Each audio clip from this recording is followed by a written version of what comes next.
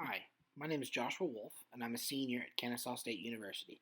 My research is for my Marketing 4990 course, Marketing in Your Mind. I decided to focus my research on neuromarketing and habit formation in online streaming platforms. This is a study into how leading digital media companies are using the latest neuromarketing techniques. As a quick abstract, the overall purpose of my research is to determine if the two leaders in the internet television streaming service industry, Hulu and Netflix, are utilizing neuromarketing and neuroscience principles to drive habitual behavior. To do so, I will outline known data and statistics, neuromarketing tool usage, and habit formation techniques in an attempt to establish a baseline for scale and comparison across streaming platforms. Due to time, budget, and resource constraints, the entirety of this research relies on secondary sources. There is ample knowledge available in the neuromarketing, habit formation, and media consumption industries, and thus linking conclusions from these three will be deducted as such. Three dimensions, consumption data, neuromarketing tool usage, and pleasure motivator usage, are measured across each individual platform, ultimately resulting in an average overall neuromarketing score that I will then use to compare. So again, my question is, do online TV streaming platforms, Netflix and Hulu, utilize neuromarketing and habit formation techniques to drive their customers into action? So in my research, I reviewed literature on neuromarketing, habit formation and habits, and digital media consumption behavior, of which I will summarize for you next. So neuromarketing should be defined as research that uses neuroimaging techniques to record consumers' emotional, physiological, and neurological responses to marketing stimuli and includes both the techniques used to measure consumer responses and the advertisements that are designed on the basis of this research. In my research, I list several of the neuromarketing tools that are available for use.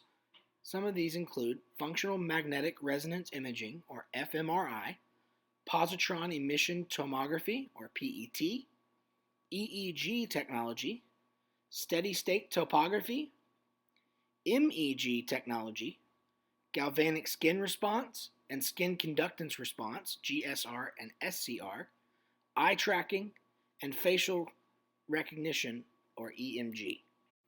In Neil Martin's book Habit, he divides the two known and distinct types of mental processing into one, the executive mind, and two, the habitual mind. He later supplements this idea, stating that the habitual mind is guided by the past but lives in the present, dictating that memories, past experiences, and past cognitions are what drive the habitual mind into operation. Martin then goes on to state that product and service success then comes from becoming the unconscious, habitual choice of your customers. This argument is why we wake up and we snooze our alarm clock on our iPhone or Samsung. We turn on our Keurig coffee machine, we pop in our favorite Dunkin' Donuts K-Cup coffee pod, and then we hop into our Toyota Camry and mindlessly drive to work each and every morning. I found this graphic interesting because it shows the complexity of how our habits are built.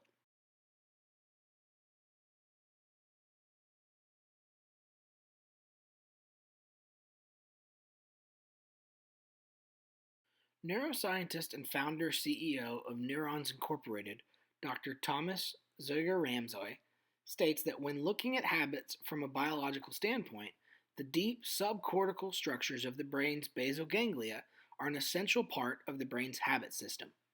He furthers by adding that the basal ganglia and its substructures can be thought of as the brain's autopilot system, acting as essential parts of dynamic interplay in both the acquisition, execution, maintenance of habitual behaviors.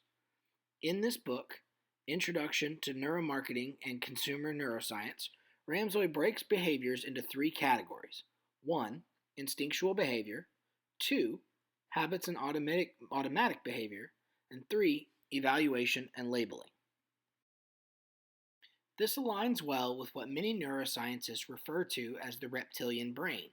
This concept was originally proposed by Dr. Paul MacLean in the early 1970s.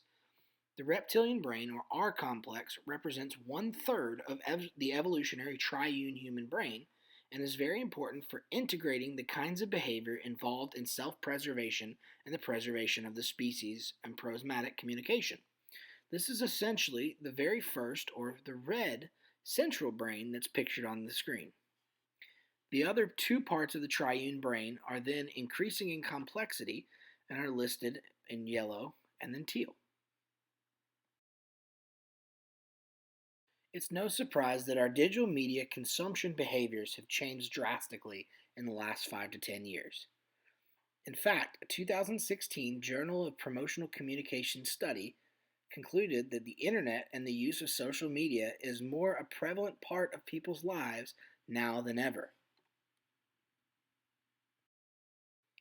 That's actually the main reason that I decided to concentrate my research here. So, again, my materials are going to be primarily secondary research.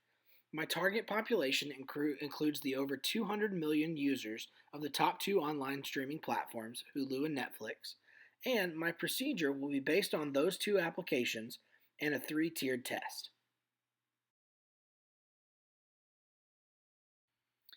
Each of those three dimensions, consumption data, neuromarketing tool usage, and pleasure motivator usage across both Netflix and Hulu, will be ranked on a 1 to 5 scale, where a 1 equals no evidence, 2 little evidence, 3 neutral amount of evidence, 4 great evidence, and 5 guaranteed solid evidence.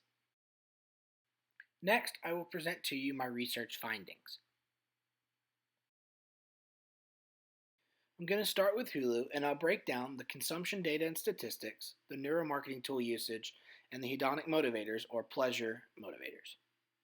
So Hulu is a US-based subscription video on-demand service owned under a joint venture with Time Warner, NBC Universal, the Walt Disney Company, and Fox Entertainment Group. It's primarily oriented towards the broadcast of past and current television series episodes. It offers both free and paid services. Hulu is only available for use in the United States and Japan, where in the US, as of Q4 2019, they boast 30.4 million subscribers. What's interesting, though, is that a 2019 survey jointly conducted by Morning Consult and The Hollywood Reporter concluded that 40% of people have heard of Hulu but never subscribed. A usage survey that's very similar noted that 75% of people never use Hulu with live TV. However, the very next year, in 2018, the streaming giant reported an increase in engagement, stating that the average time spent on Hulu per subscriber had increased by 20%. Combined with a statement released by the streaming giant itself, it seems that subscribers watched more than 26 million hours of content per day in 2018. A simple calculation denotes that this equates to 1.04 hours, or just over an hour of content per person per day. Moving on to my second judgment criteria, after extensive research, it appears that there was really no secondary or secondhand research that indicated that Hulu utilizes fMRI, PET, EEG, SST, MEG, galvanic skin response, EMG, or eye tracking tools within their own R&D department.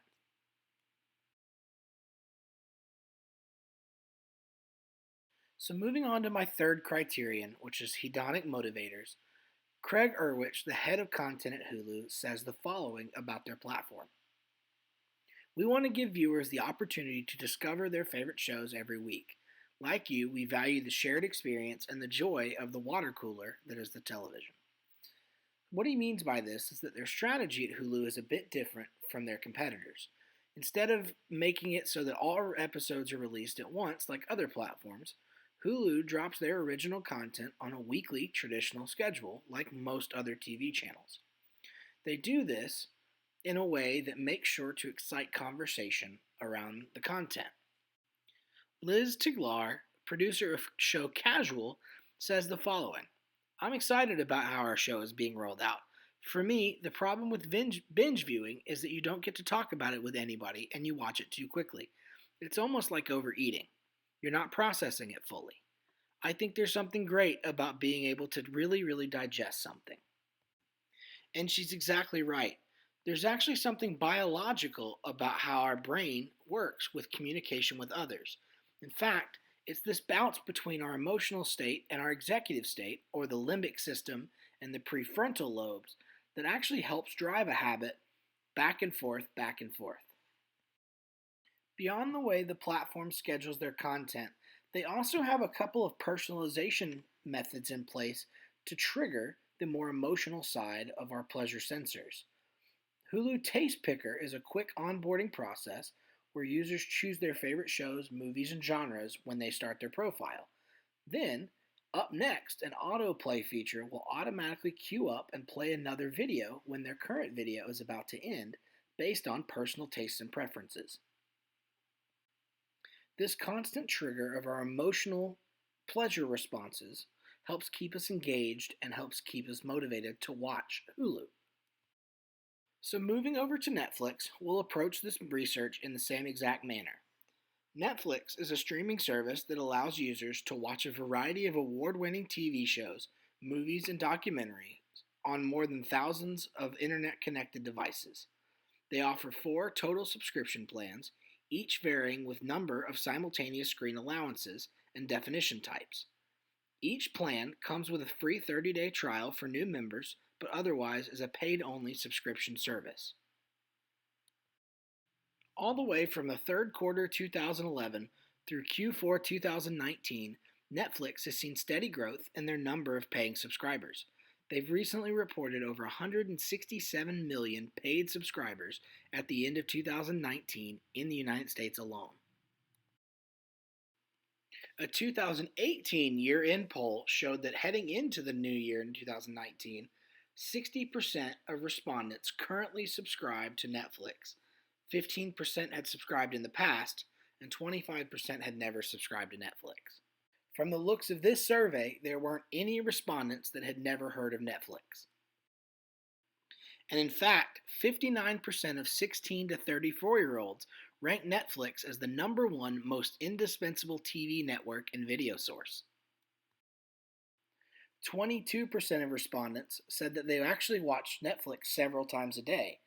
Comparing this to the hour that we saw on Hulu, and actually reports have come out to show that 2 hours of consumption is the average for Netflix subscribers.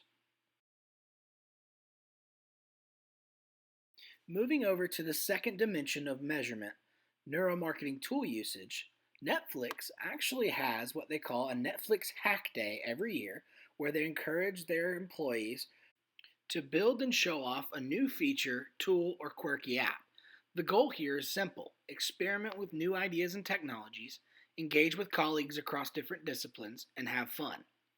We know that even the silliest idea can spur something more, the streaming giant says. Well, in 2018, a solution for menu navigation utilizing eye tracking software was actually proposed. iNav has the ability to move the cursor around the screen, following eye movements, and tracking the time spent on the same area to trigger the equivalent of a tap. They even took time to add some humor into the mix. Developers Ben Hand, John Fox, and Steven Henderson added a facial gesture to dismiss a screen. That facial gesture happened to be a tongue sticking out. While this is still a lab-style feature, this trial run of eye-tracking software shows that Netflix is at least considering neuromarketing techniques in the development of their application and content. Just like Hulu, though, neuromarketing tools don't seem to be used in Netflix's current R&D process. I couldn't find any research, primary or secondary, that indicated the use of fMRI, PET, EEG, SST, or any of the other tools available to neuromarketers. When it comes to binge watching, we all know that this is quite a hedonic motivator of Netflix. The fight or flight response of the brain's amygdala is triggered each time a person ends an episode on a cliff and is activated again when they start a new one. As a person hears their favorite theme song, or when a new episode picks up right where the last one left off, the brain's reward system then floods the nucleus accumbens with dopamine after successfully recalling that mini memory. This ability to run the cycle over and over and over again without having to wait for new episodes at a later date becomes incredibly addictive. Netflix, too, has a pretty robust recommendation systems and personalization system. Netflix site says the following about their personalized services. Our business is a subscription service model that offers personalized recommendations to help you find shows and movies of interest to you. To do this, we've created a proprietary, complex recommendation system. Netflix uses system interactions, devices utilized, and other members with similar tastes and information about titles to help discover new content for users. At the start of a new account, this list is first derived from the user's choice out of a list of titles in order to jumpstart their personalized experience. Once you start watching titles on the service, this will supersede any initial preferences that you provided Netflix. As you continue to watch over time, the titles will be more recently and they will outweigh the titles that you've watched in the past.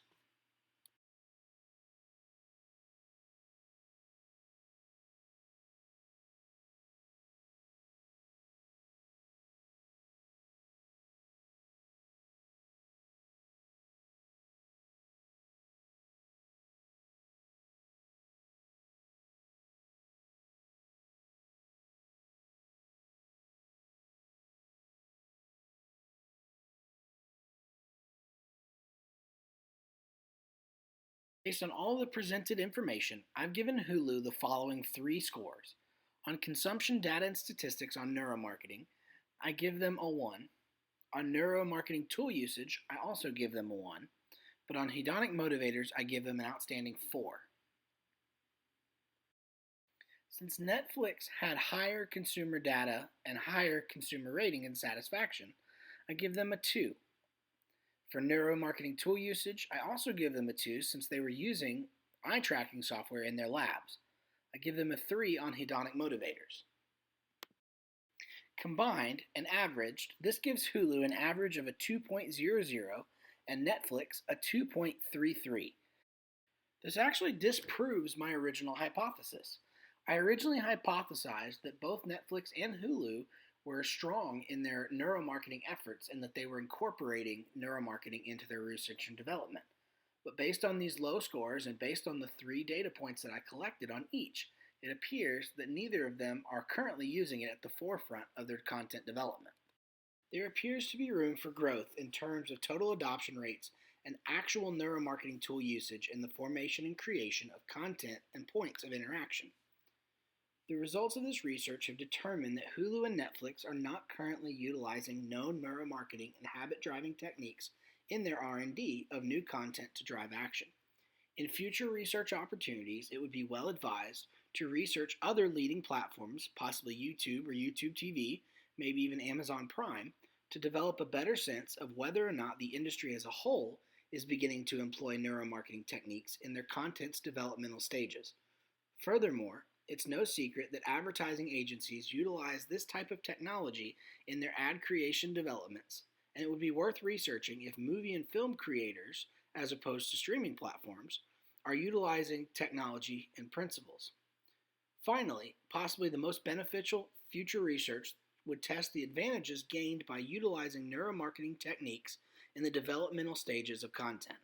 Ideally, this research would be primary research where a study was conducted utilizing neuromarketing tools such as fMRI, EEG, galvanic skin response, etc., in order to draw direct comparisons of pre and post neuromarketing satisfaction rates, user experience ratings, and habit formation scores.